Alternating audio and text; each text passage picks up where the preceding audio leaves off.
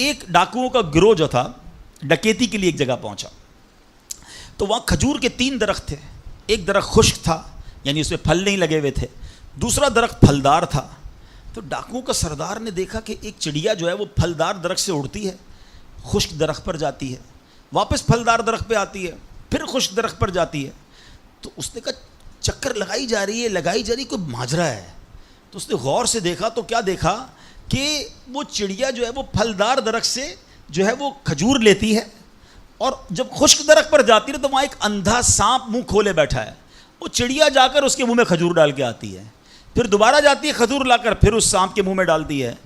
وہ جب ڈاکوؤں نے دیکھا تو وہ تو حیران ہو گیا، رونے لگ گیا کہ اے اللہ پاک، یہ وہ جانور ہے سانپ جس کو مارنے کا حکم تیرے پیارے حبیب علیہ الصلوۃ والسلام نے دیا ہے، کیونکہ یہ مسلمانوں کو تکلیف پہنچاتا ہے.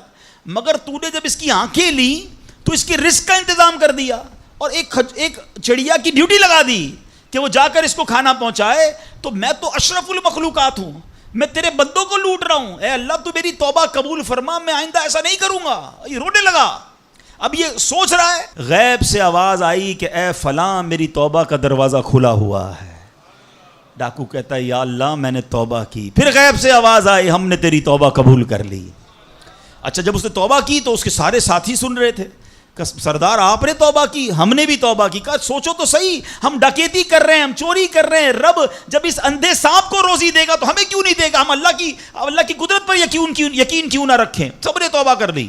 اب جب توبہ کر لی تو انہوں نے کہا کہ اب ایسا کرتے ہیں کہ حج کو چلتے ہیں. سارا قافلہ بنا کر ڈاکوؤں کا قافلہ توبہ کر کے چلا حج کرنے کو. جب مکہ پاک کے قریب پہنچے نا تو وہاں ایک نابینا بڑھیا تھی. وہ ہر قافلے والے سے اس ڈاکوؤں کے سردار کا نام لے کے پوچھتی تھی. وہ بندہ آیا تو ڈاکوؤں کا جب قافلہ ہے تو کہا میں ہی تو وہ ہوں. تو کہا یہ میرے کپڑے تمہارے لیے ہیں. بولا آپ مجھے کپڑے کیوں دے رہی ہیں؟ کہا میرا ایک بیٹا تھا اور وہ بیٹا جو ہے اس کے کچھ دن پہلے، بڑا نیک بیٹا تھا میرا، کچھ دن پہلے اس بیٹے کا انتقال ہوا ہے، یہ اسی کے کپڑے ہیں.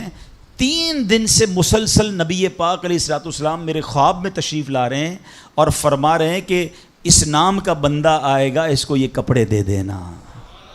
ہائے ہائے، ذرا سوچو تو صحیح، جب رب توبہ قبول کرتا ہے تو مرتبے کیسے بڑھا دیتا ہے. کاش یہ بات سمجھ آ جائے. اللہ سے بندہ جب دوستی کر لیتا ہے نا، اللہ پچھلے گناہ معاف فرما دیتا ہے، بلکہ اللہ راضی ہو جائے تو گناہوں کو نیکیوں میں بدل دیتا ہے.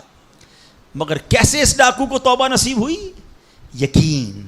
کاش حرام کمانے والا، سود کا کام کرنے والا، کاش رشوت لینے والا، ڈاکہ ڈالنے والا، چوری کرنے والا یہ سوچے کہ میں کیوں کر رہا ہوں. ملاوٹ کرنے والا سوچے اللہ پر بھروسہ تو رکھو یار، رب نے میرا نصیب لکھا ہوا، جو میرے نصیب میں مجھے مل کر رہے گا.